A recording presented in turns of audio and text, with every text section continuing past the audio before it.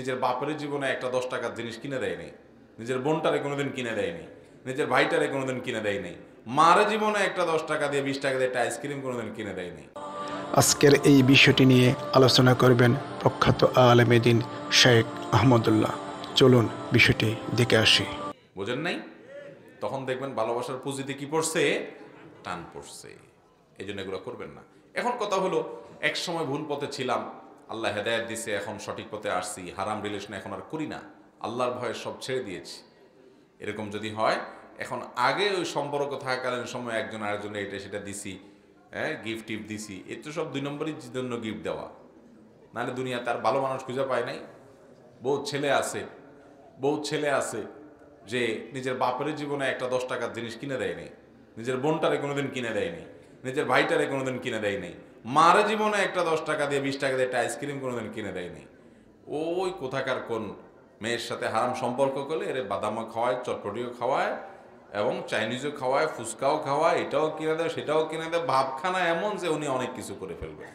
এই বকিল অন্যকে দেওয়া তো দূরের কথা, নিজে অনেক সময় খায় না, কিন্তু এই মেয়ের জন্য খরচ করে। আছে না নাই?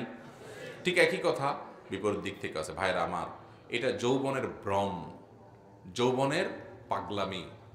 এই পাগলামিটা একটা সময় থাকবে না, শুধু আফসোসটা থেকে যাবে। কোনটা থেকে যাবে? আল্লাহর কসম করে বলি যুবক ভাইরা আমার, যৌবনে যে যৌবনকে নোংরামি দিয়ে আপনি পরিপূর্ণ করে ফেলছেন, আপনার এই যৌবনের পাগলামি, এই জেনা ব্যভিচারের খাহেশ, এটা চিরকাল থাকবে না। একটা সময় এগুলো চলে যাবে মাথা থেকে। জীবনের বাস্তবতা আপনি একসময় উপলব্ধি করতে পারবেন, কিন্তু তখন যেটা থেকে যাবে সেটা কি?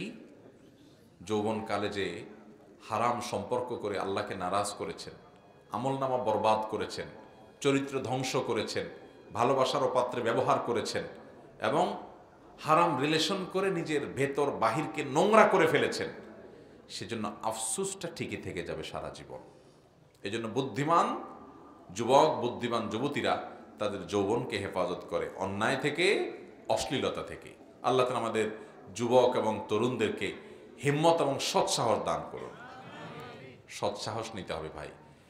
সব যুবকরা এ অপকর্মে জড়ায় যাচ্ছে, সবারই একটার সাথে রিলেশন, একাধিকটার সাথে রিলেশন আছে। আপনি সবাই তালে যদি তাল মিলান, তাহলে আপনি আর কিসের বিশেষ হলেন? আপনি তো বিশেষ হবেন যে সবাই পাগলামি করলে আমি একটু ভিন্ন হব।